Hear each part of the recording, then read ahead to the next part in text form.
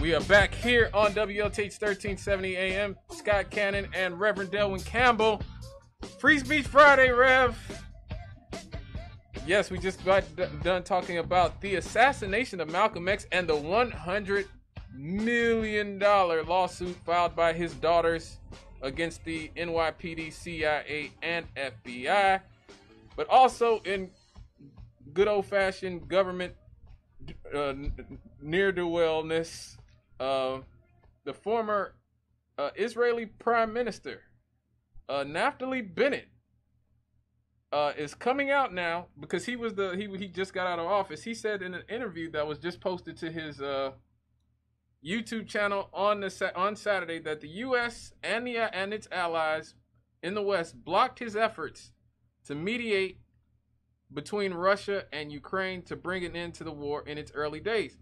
Now, you know, we covered here, I think, maybe you weren't here at the time, but I did cover, I know, about how the Prime Minister of the UK went over to Ukraine near the beginning of war, like in April last year, to specifically tell Zelensky not to negotiate an end to the war. So anyway, this Prime Minister, on March 5th, 2022, about a week into the war, Bennett traveled to Russia to meet with Russian President Vladimir Putin. In his interview, he detailed his mediation at the time between Putin and Ukrainian President Volodymyr Zelensky, which he said coordinated with the U.S., France, Germany, and United Kingdom. Prime Minister Bennett said that both sides agreed to major concessions during his mediation effort. For the Russian side, he said they dropped denazification as a requirement for a ceasefire. Now, by denazification, you know, it's because, look, before this war started, the U.S. media, the UK media, all the world's media, including Israel's, talked about how Ukraine had become a haven for Nazis, basically. And they had a whole battalion, the Azov battalion, that was basically full of Nazis. Like I said, you can see this in Time magazine.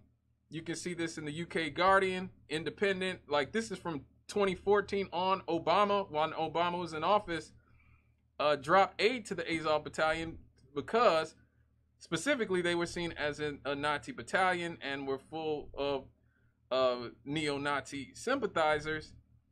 And so Vladimir Putin has said that, you know, one of his purposes for invading Ukraine, I believe, and most of the world believes wrongfully, was to denazify Ukraine. But in this case, Prime Minister Bennett from Israel said that he had agreed to drop that as a requirement to the ceasefire. Now, he also dropped the idea of removing Zelensky. And during his meeting in Moscow with Putin, Bennett said that the Russian leader guaranteed that he wouldn't try to kill Zelensky at all. The other concessions the Russians made, according to the former Israeli Prime Minister, is that they wouldn't seek the disarmament of Ukraine, which is huge. Huge. For the Ukrainian side, Zelensky renounced that he would seek NATO membership, which Bennett said was the real reason for Russia's invasion. Now, as we talked about here on this show, Rev, the reason that Russia is so leery about having NATO on its doorstep is because Russia has been attacked from the West multiple times. Going back many centuries, Napoleon, Hitler, everybody attacks Russia.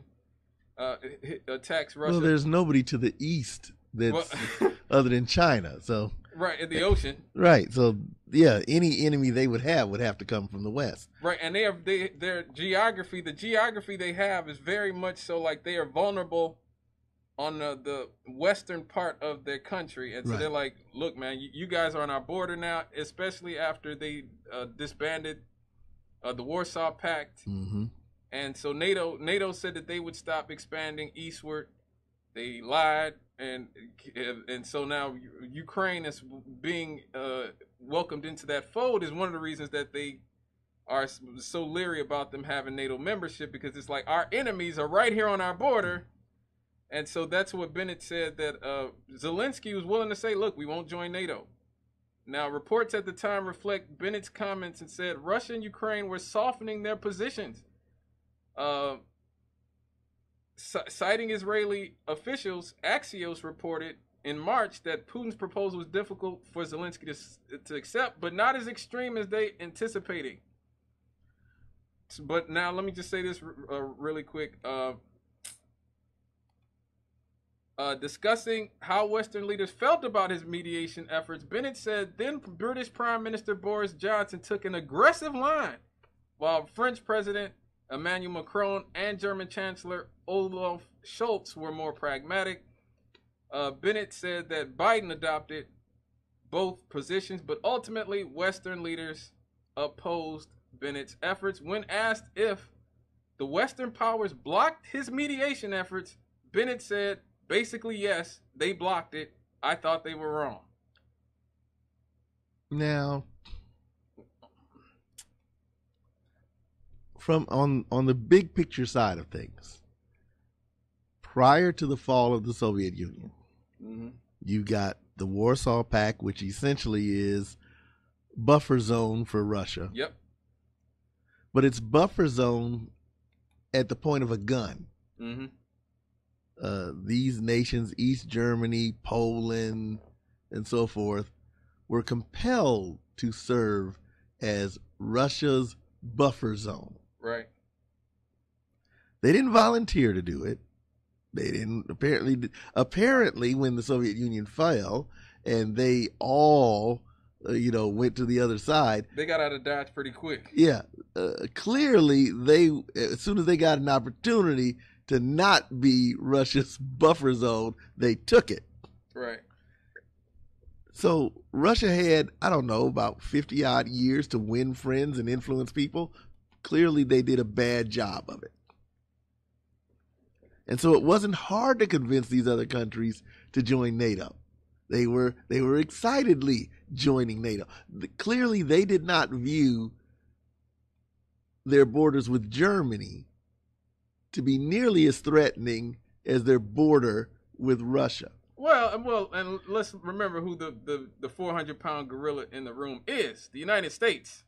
True. Like, the United States, it's just like with the Monroe Doctrine. Like we get what we want, and you're gonna generally do what America wants most of the time. And the only counterweight to that for many decades was the Soviet Union. Once there's no Soviet Union, there was that moment when I think someone wrote a book called The End of History. Yes, Fukuyama. Yeah, Francis Fukuyama. Because the idea was that, well, now that America is the only gorilla, that there's no more reason for there to be conflict because except among other things, the Chinese didn't buy into that narrative. Right. And how arrogant do you have to be to make a book called The End of History now looking back? Yeah, Francis Fukuyama. Yeah, The End of History. Yeah. Nice try, but but my point here is this. Ukraine maybe in the beginning would have gone along with this because if they felt that there was no one backing their defense, and in the first few days that you could have made that argument that nobody was really going to be willing to go to war to fight to defend Ukraine.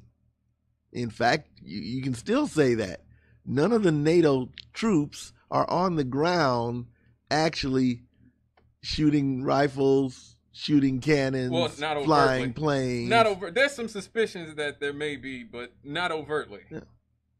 But I mean, again, if you got some volunteers or something like that, you don't have NATO forces, official NATO forces, like we had NATO forces in Iraq. Mm-hmm. We had official NATO forces in the Saudi Arabian desert. Yeah. See, Putin got the nukes, the real nukes, not the 10 canisters like Saddam. Yeah. So there's that. But the opportunity to, if you will, have Ukraine do the brunt of the fighting, yeah, I could see that being an operational narrative that would be pleasing to the West. And a chance to weaken Russia. I mean, yeah. What's his name? The defense, Ray Austin, says pretty openly that, look, the plan is to weaken Russia. And Joe Biden himself talked about how that they want the plan was regime change in Russia. This man cannot stay in power. Now, as soon as he said that, the White House rushed to say, no, he didn't mean that. He didn't mean that. Because they know, like, Putin is like, hey, I got the nukes, and y'all try to come here to Moscow and kick me out of power. Like, you all going up in flames. Plus, it cancels out the current narrative of Putin as being this aggressive, hostile presence. Right. If you turn him into a guy who's being threatened, and therefore has every right to be paranoid, because even paranoid people do have enemies. Mm-hmm. Well, now you've given him no reason to you've undercut any effort that would rise to take him out within Russia. Mm-hmm. Because if they take him out, and your goal is quote unquote regime change, in other words, to install your man, somebody you like we did in 2014. Yeah. No, they're not. They're not going to be. They're not going to be the pawns for the West. Russia is still Russia. Russia still wants to be what Russia has always fancied itself being, is a major player in Europe. It's got more nukes than any other country. Yeah. Including us. So I think people need to remember that. The United States and Russia have 90% of the world's nuclear weapons. Yeah. 90% collectively. This could get very ugly. And again, the way that it was presented to us in the press was that, this was solely a Putin decision. This was solely about, him wanting to annex all of Ukraine and take over Ukraine and whatnot. But again, you keep having these U.S. Figures from Joe Biden and others kind of make a mistake and slip and say stuff like, well, we want to weaken Russia in 2014. But why wouldn't you want to weaken Russia? But they should come out and say that. Why? Why would we say we want a weak Russia? Why would they need to say that? Well, because they know the American public would not go for that. That's why wouldn't they have to lie? They have to lie us into these conflicts. Why would the American public? Why would we? Why is it our job to make other countries weaker instead of making our own country stronger? Again, because it's cheaper to make other countries weaker. It costs more to make our country stronger. Well, it's also more evil to essentially make we're going to ruin millions of lives and kill millions of people in the Middle East or wherever just because it's cheaper than. The fact is, we have a military-industrial complex. Well, think about it. We have a military-industrial complex where people want to get paid. Yeah. And we have corporations that want resources from, whether it's Russia, because Russia's a petro state at this point. It's sort of a corrupt petro state. Let's call it what it is. Yeah. It's a corrupt petro state. Where Putin and his oligarchic friends, they basically get to do what they want. Yeah. And so, again, it's always about the dollar signs with these people. These people lie and say, oh, it's about the safety of the American public, or it's about spreading democracy like they said in Iraq. It's about putting money in the hands of the military-industrial complex and the oil companies and the other resource companies. We've seen a lot. If you we talked about this on this show when we talked about how much money the defense contractors made in Afghanistan after we pulled out, and we saw how much the stocks had just multiplied, they were up 1,000%. As long as we have a military industrial complex in this country, the American people will never be first. The people in East Palestine will never be first. The people in Flint, Michigan, or Jackson, Mississippi, or here in Gary will never be first. It will always be about making money and sending money, putting money in the pockets of those who are already rich. Well, yeah. And so it's important. It's important to expose that this is about the military-industrial complex. It's never about democracy. It's never about helping people. They don't care about the people in East Palestine. No. So they don't care about the people in Ukraine. But you get people, and even here on this station, you get people, the Ukrainians, we have to help these poor helpless. They're not doing this to help the poor Ukrainians, okay? And the sad thing is about that you've had 100,000 Russians die. You've had about 250,000 Ukrainians die, if not more at this point. People are saying it's between 250,000 and 400,000 Ukrainians that. I mean, that is horrific. And when you consider how many people have left Ukraine, that's even that means that Ukraine right now has got to be basically empty between the people dying and the people who who have left. And you realize these poor people, their lives are being toyed with for basically in a game of geopolitical chess, bro. Okay, so let me stipulate that there are no angels in this fight. Well, yeah. There's nobody whose robes are clean. Oh God, here. no. Oh God, no. And the devil has no problem taking one person's fleshly lust and bringing it to bear against another person's fleshly lust to bring both of them down. I agree with you 100% that the Americans are not operating solely on pure motives here. But again, unless Russia fires that shot, actually those shots back in 2014, then there's no scenario where any of this happens without Russia firing a shot. But the point was to encroach on Russia until they fired a shot. Like I always tell people, if Russia and China started setting up shop on the Mexican border and the Canadian border and started welcoming Canada and Mexico into a hostile military alliance, you better believe the United States is not just going to sit there and be like, well, you guys, could you please stop? Can you guys please stop? Okay, but again, Poland is on Germany's border. Okay. Poland didn't feel threatened when East Germany and West Germany merged. They had every reason why, historically, you could argue that they should feel threatened. After all, it was just, 40, 50 odd years ago that Germany just wiped half of Poland off the map. And part of the reason why Germany was divided into East and West was to keep Germany weak. But you're talking about in the post-World War II world. Like, you're talking about West Germany.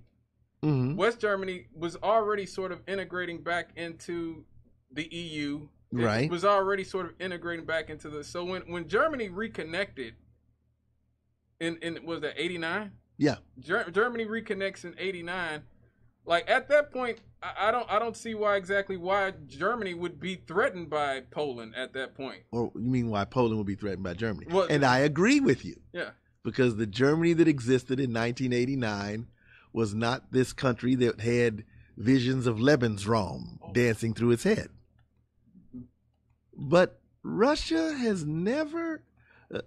Russian Empire pre-existed the Soviet Union. Yep. In fact, the initial claims of the Marxists, Leninists, was that, with the rise of communism, Russia wouldn't be that big bear. There'd be no borders. Yeah. I believe in borders. Peace, love, and borscht would be the theme of Eastern Europe. And it only took about 20 odd years for Stalin to rise and say, I think the old Russian Empire was a good idea. Didn't take very long for Russia to go back to being what Russia had always been, the country that wanted to be an empire. Well, there was always a conflict there between the Stalinists and the Leninists and the Trotskyists and people like that. They had different ideas of how to go about things. I mean, all I'm saying is that Russia it liked being the bear. Right. When this war began, Russians were not shocked and horrified that Russian troops had crossed the border. They were celebrating the idea.